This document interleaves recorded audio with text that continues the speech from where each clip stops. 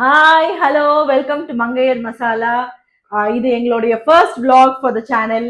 And இன்னைக்கு ஒரு ஸ்பெஷலான ஒரு ரெசிபி. அது ஸ்பெஷல்னு சொல்ல முடியாது, ரொம்ப easy. So just simple fish curry using our own very brand Mangaiyar masala fish கறி.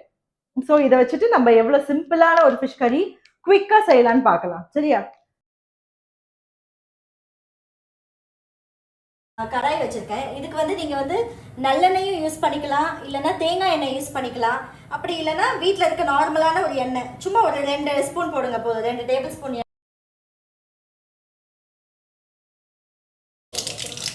அந்த கடுகு, வெந்தயம், அப்புறம் ஜீரகத்தை போட்டுட்டு கருவேப்பிலையை போட்டுருவோம். அப்படியே இந்த வெங்காயத்தையும் போட்டுருவோம், பச்சை மிளகாயையும் போட்டுருவோம். இப்போ நம்ம தக்காளியை போட்டுடலாம். ஒரே ஒரு தக்காளி, நீங்கள் பெரிய தக்காளியாக இருந்தால் ஒன்றே ஒன்று போதும். சின்ன தக்காளியாக இருந்துச்சுன்னா ஒரு 2 தக்காளி போடுங்க, அதுக்கு மேலே வேண்டாம்.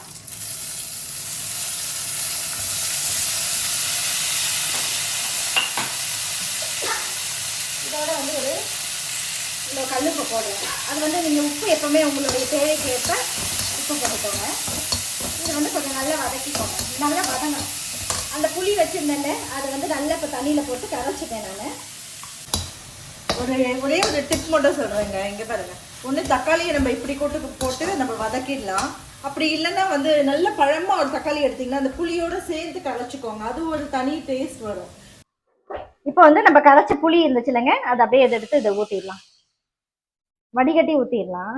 ஊற்றிட்டு நம்ம மங்கையர் மசாலா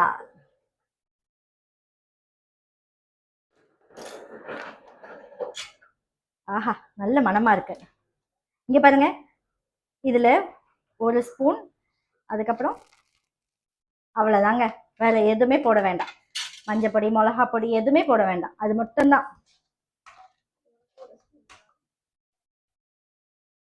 இது வந்து ஆக்சுவலி வந்து இது ரொம்ப பெருசுலாம் இல்லைங்க, இது ஒரு டேபிள் ஸ்பூனுடைய கணக்கு தான் இது. லைக் நீங்க வந்து 2 டேபிள் ஸ்பூன் போடலாம், அப்படி இல்லைனாக்கா ஒரு 2 to 3 டேபிள் ஸ்பூன் போடலாம். ஓகே, இப்போ பாருங்க நல்லா கொதிக்குது. இந்த ஸ்டேஜ்ல வந்து நம்ம மீனை போட்டுடலாம். சரிங்களா?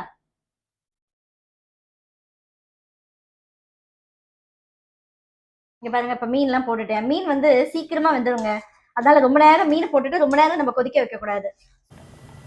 சரி, இங்க பாருங்க, இப்போ நல்லா கொதிச்சு வந்துருச்சுங்க. இதை பாருங்க, நல்லா திக்காவே இருக்கு குழம்பு. நல்லா இதை பாருங்க, இவ்வளோண்டு தான், அவ்வளோதான். இந்த பால் மட்டும் ஊற்றிட்டீங்கன்னா போதும். இது ஒரு டிஃப்ரெண்டான டேஸ்டா இருக்கும்.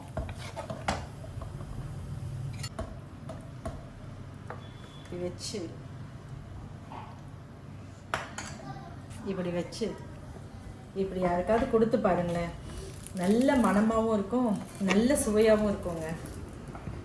ஸோ இந்த மீன் குழம்பு உங்களுக்கு ரொம்ப பிடிச்சிருக்கும்னு நினைக்கிறேன். நீங்கள் ட்ரை பண்ணிவிட்டு மறக்காமல் மங்கையர் மசாலா மீன் குழம்பு பவுடர் போட்டுட்டு நீங்கள் ட்ரை பண்ணுங்கள். அதுக்கப்புறம் எனக்கு கமெண்ட்ஸில் வந்து நீங்கள் போட்டு ட்ரை பண்ணிவிட்டு எப்படி இருக்குது டேஸ்ட்டு, மற்றவங்க என்ன சொன்னாங்க, உங்கள் ஃபேமிலியில் என்ன சொன்னாங்கன்றதை எனக்கு சொல்லுங்கள்.